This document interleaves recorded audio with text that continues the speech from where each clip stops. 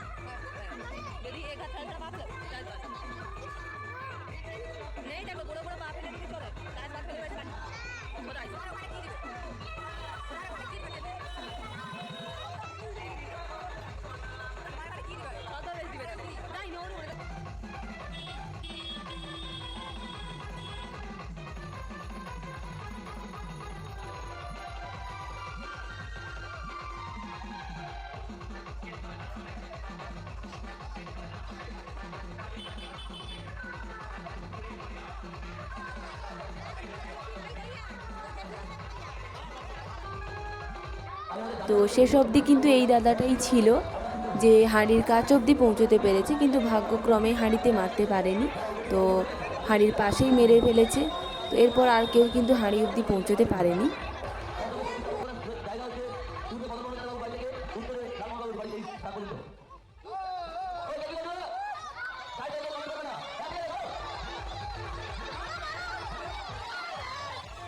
তো এটাই হলো আমাদের যেমন খুশি তেমন সাধু প্রতিযোগিতার। তো এখানে বিদ্যাসাগরের ছোটোবেলা সেজেছে, আর এটা হলো গান্ধীজি। এখানে কোনো একজন বোন মমি সেজেছে। এটা হলো অনলাইন ক্লাস, যেটা লকডাউনের সময় হয়েছিল। এটা হলো বর্তমানে ডিজিটাল অ্যাডিকশান, যেটা ছোটো ছোটো বাচ্চাদের ওপর কিন্তু খুব প্রভাব ফেলেছে। তো এটাই ভাই বোনেরা করেছে। আর এটা হলো স্ট্যাচু অফ লিবার্টি, এটা লক্ষ্মী মা সেজেছে। এটা হলো শিব, এটা কঙ্কাল, এটা আবার লক্ষ্মী মা।